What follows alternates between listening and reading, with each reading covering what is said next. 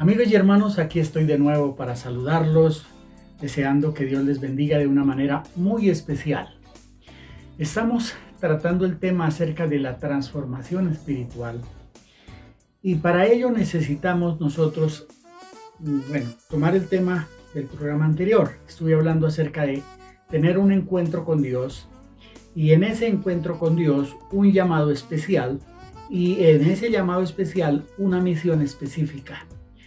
Eso sucedió con varios personajes de la Biblia, como lo vimos en el programa anterior. Pero al pensar en esto, ¿a qué nos lleva el tema? ¿Cómo lograr una transformación personal, una transformación de la iglesia y una transformación de la sociedad? Porque no podemos hablar de transformación si primero nosotros los líderes no somos transformados como personas. Entonces yo quiero hablar por lo menos 4 aspectos principales en este tema, aunque hay muchos más, pero 4 aspectos principales. Número 1, volvernos a Dios de todo corazón. Segundo, volvernos a la palabra de Dios para ser cristocéntricos, pero también bibliocéntricos. En tercer lugar, tenemos que depender del Espíritu Santo en todas las cosas. Y en cuarto lugar, tener oración de clamor por esa transformación. Hoy quiero hablar del primer aspecto y es volvernos a Dios.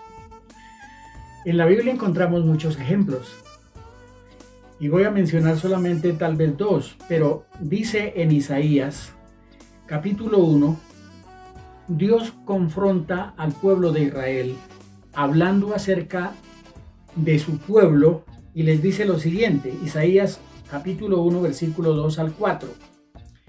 Dice, he criado hijos, los he visto crecer, pero ellos han pecado contra mí. El buey conoce a su dueño y el asno conoce el pesebre de su amo, pero Israel no entiende, mi pueblo no tiene entendimiento. Es gente pecadora, pueblo bajo el peso de la maldad, simiente de malvados, hijos corrompidos que han abandonado al Señor, han provocado la ira del Santo de Israel y le han dado la espalda. Es un mensaje fuerte. Dios está enojado porque sus hijos no le prestan atención, se han apartado de Dios, se han apartado de su palabra, se han apartado de su fe en el Señor y han empezado a adorar dioses ajenos, otras esculturas de imágenes que le fueron prohibidos a Israel y también son prohibidas para toda la humanidad. Dice uno de los mandamientos, no tendrás dioses ajenos delante de mí, no te harás imagen ni semejanza. Israel había hecho imágenes de Baal, de Acera, adoraban el sol, las estrellas y una cantidad de cosas conociendo al Dios verdadero. Y Dios se enoja y dice, así el buey conoce a su dueño y el asno la pesebrera de su señor, pero Israel no me conoce a mí. Y habiendo recibido tantas enseñanzas y teniendo la palabra de Dios, y se habían apartado del Señor para hacer lo malo. Es triste leer el libro de Isaías y ver esa imagen, lo mismo que el libro del profeta Jeremías. Capítulos enteros hablando de cómo el pueblo se apartó. Pero mire que el Señor en su misericordia hace un llamado. Dice allí en el libro de Isaías, en el mismo capítulo, el versículo 18, dice Dios, llamando a su pueblo a volverse de corazón, le dice, vengan ahora y pongámonos a cuentas. Si sus pecados son como la grana, se pondrán blancos como la nieve. Si son rojos como el carmesí, se pondrán blancos como la nieve. Si ustedes quieren y me hacen caso, comerán lo mejor de la tierra. Pero si no quieren y son rebeldes, serán consumidos a espada. Note que Dios los llama, pero los condiciona. Ustedes no pueden seguir así en esas condiciones. Necesitan volverse a Dios. Vengan y hagamos cuentas, pongámonos a cuentas. Y les voy a perdonar sus pecados. Ese es el llamado y la misericordia de Dios que nos está haciendo. Y yo lo hago a los líderes, a los creyentes en esta hora, porque Dios nos está llamando a volvernos a Dios. Él quiere que nos volvamos de corazón, que dejemos la religiosidad, que dejemos las tradiciones, que dejemos el qué dirán de las gentes y que nosotros nos volvamos a Dios de corazón. El Señor dice, venga y hagamos cuentas. Si sus pecados son rojos, yo los emblanquezco. Con mi sangre, Jesús nos limpia de todo pecado. Pero es necesario volvernos a Dios. Es necesario prestarle atención al Señor y volvernos de corazón. Y note que la condición es, si ustedes quieren y me hacen caso, comerán lo mejor de la tierra. Pero si no quieren y son rebeldes, serán consumidos a espada. Los condiciona. Ustedes necesitan un cambio y necesitamos ese cambio. Amados hermanos, Dios nos llama para ser instrumentos en sus manos y transformar a otros, pero primero tenemos que ser transformados. Y hago un llamado a los pastores. Pastores, tengamos en cuenta esta palabra. No olvidemos que Dios es bueno y grande en misericordia, pero también Él es justo y Él va a tener en cuenta nuestras actitudes.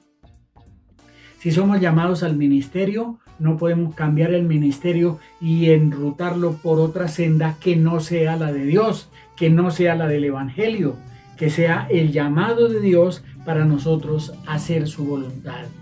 Ese pueblo, si uno lee todo el capítulo 1 de Isaías, ese pueblo le ofreció sacrificios, le decían que amaban a Dios, pero el Señor llegó a tener asco por los sacrificios, por las cosas que ellos hacían. Dice, mi alma está hastiada, ya no soporto más.